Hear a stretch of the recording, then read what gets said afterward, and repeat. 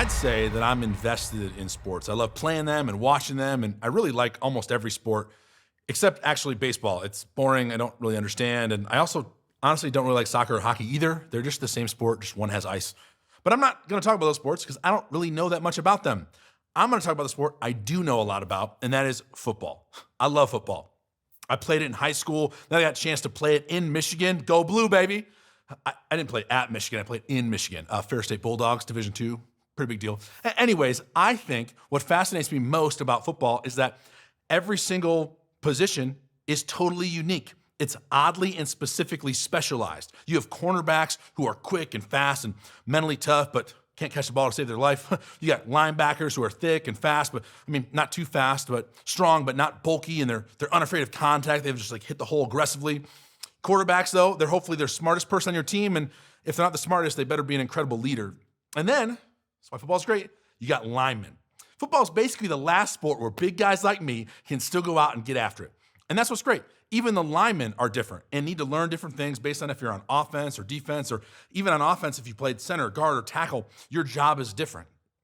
And what makes football crazy is that all of these skill sets are inherently useless individually. Like in most sports, you'd be okay if you just cloned the best player a bunch of times.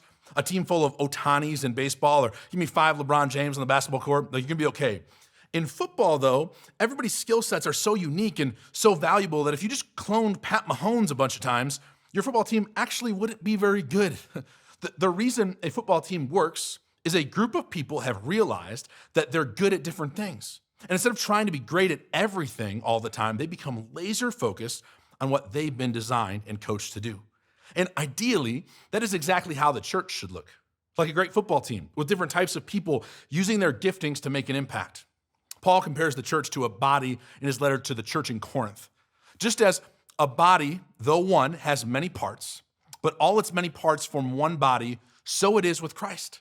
He goes on to say, if the whole body were an eye, where would the sense of hearing be? If the whole body were an ear, where would the sense of smell be? But in fact, God has placed the parts in the body, every one of them, just as he wanted. If they were all one part, where would the body be? As it is, there are many parts, but one body. You've probably heard this verse before. And what you're probably thinking next is, that's exactly how this place looks. This church is a perfect place where all different types of people come together and make a perfect body. Not one job is more important than another job. And unfortunately, as much as we'd love for that to be true, I think in reality, it doesn't always seem like it, does it? If you're like me and you start looking around this place, you may start thinking to yourself, man, it doesn't seem like every person here is equal. It doesn't seem like every person's skill sets are needed and helpful. Like Jake, hey, I get that your skill set matters. You're up on this fancy screen, reading off words off a fancy prompter that we're just all watching across the Valley of Phoenix. Like, it's pretty obvious that your job seems important. Or maybe you even look at your student pastor at your campus. They seem pretty high profile, like their jobs really have some teeth.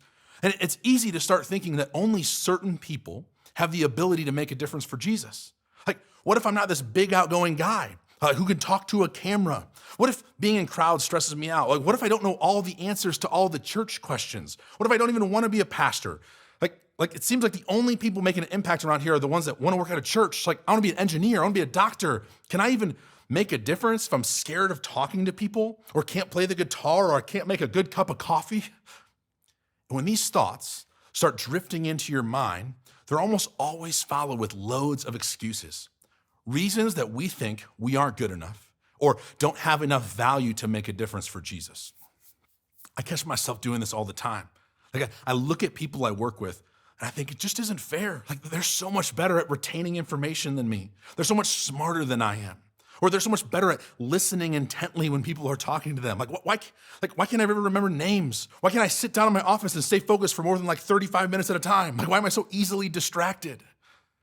When we start making excuses, it's really easy for us to start believing that making an impact for Jesus is only something for those certain people over there. The ones behind the camera, the ones on the stage, the ones playing the guitar, leading worship. Like, those people, they should be the ones inviting their friends. They're loud and they're outgoing. But that's not at all the attitude of Scripture. We need to fight back against the it's on them culture of Christianity and latch onto a it's on me mindset. We've been designed with an intentional skill set. And just like a football team needs all 22 different positions and the body needs arms, legs, kneecaps, and that little dangly thing in your throat, the church needs your skill set, your talents. People who don't know Jesus yet need someone with your giftings and interests to make an impact in their life. We got to reject the it's on them culture of a church that so many of us have seemed to believe, and we have to lock onto a it's on me mindset, a mindset that takes ownership of your faith and uses the ways that God has designed us to impact those around us to be more like Jesus. Here's a story of a group of people in the Bible who I think showed up thinking they weren't going to be needed. That they weren't the preachers or the teachers or the recruiters or the loud look at me type people. They all had different skill sets. What's so cool about these people is they didn't wait for other people to get the job done. They raised their hand and they said, hey, it's on me. Some context for this story I think is important. This historical story takes place in the Old Testament about 1400 years BC, so almost 3,500 years ago. It's the telling of the building of the tabernacle by a dude named Moses. You may have heard of Moses. He has many famous deeds. He was supposed to be killed at birth, but was rescued by Pharaoh's daughter, so the leader of all of Egypt. His daughter rescued Moses. He grew up in the palace, and when he's a little bit older, he killed a guy. Not ideal. So he ran away to avoid punishment, which is relatable. But then God shows up via a burning bush. So he goes back and tells Pharaoh, hey, let my people go. Let my Israelite people go. Pharaoh wasn't exactly down with letting all of his slaves go free. So Moses hit Pharaoh with this like, hey, you got to do this or else. And he had to say, hey, God, I need the or else part. 10 plagues showed up. Pharaoh finally said, okay, the slaves, you can go. And so they left. Only Pharaoh wasn't really a man of his word. And so he decided to go back and get his slaves. And so Moses, yes, same Moses guy, opened up the Red Sea and he let the Israelites walk through and then collapsed all the water on the Egyptians, killing all of them. And listen, his story isn't even done yet. Moses is also the same guy that God gave the 10 Commandments to. Like seriously, Exodus, the book of Exodus, is a wild book. Do yourself a favor and get in this thing. I share all that to simply make it obvious that every Israelite knew that God was with Moses. It was incredibly obvious that God was present in his life. And by proxy, he was also present and working in all of their lives, taking them out of the Egyptian slavery and bringing them to a land that they could inhabit. And so when Moses announces in chapter 35 that to honor God for all he has done in their lives, they're going to build a tabernacle, a place of worship, the Israelites are ready. And here's what it says in verse 4. This is what the Lord has commanded. From what you have, take an offering for the Lord. And then Moses proceeds to list all of the materials that are needed to build the tabernacle. And then in verse 10, he goes on, and all who are skilled among you are to come and make everything the Lord has commanded. And then he lays out exactly how they need to build this incredible structure. And then they built this thing. And I love how the book of Exodus recounts what Moses says to a group of Israelites. He's talking about how God has gifted people within their community.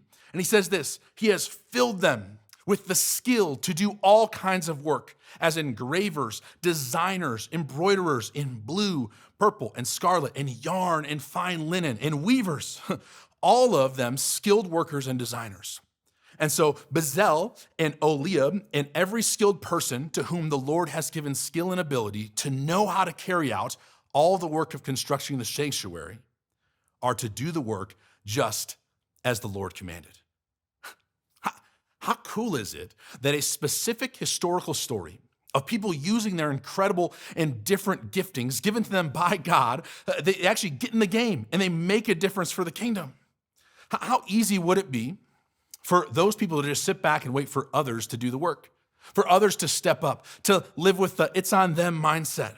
Like, man, there are so many Israelites. Like, someone else can solve this problem. Someone else can offer up their things to build the tabernacle with. Like, someone else can build or embroider or design. But they didn't. They took ownership because it wasn't on them. It's on me. Now, I think we could apply this story super broadly. Like, what skill set has God given you? How can you make an impact at this place? How has he wired you? Which I think, honestly, you should do. You should spend some time thinking through how God has uniquely wired you. What has he designed you to do? What has he designed you to accomplish? How can you use your abilities and giftings to make a larger impact for the kingdom of God? But I also think we can make the application of this story wildly specific.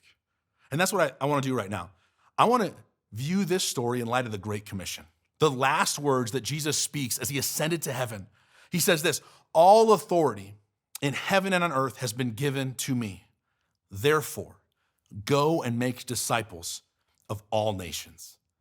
Jesus' final words are a call for us to go and make disciples of all nations. All means everyone. All means every single different type of human. All means all. And you know who can't reach all? Me.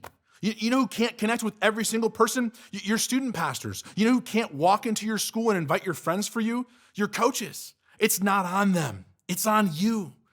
God designed you with crazy specific likes and skills and interests. And the things he created you to dig are why you are so uniquely equipped to share Jesus with others. He's wired you to be able to connect with someone that I can't connect with, someone that I would have a hard time befriending. So connect with them, then be Jesus to them.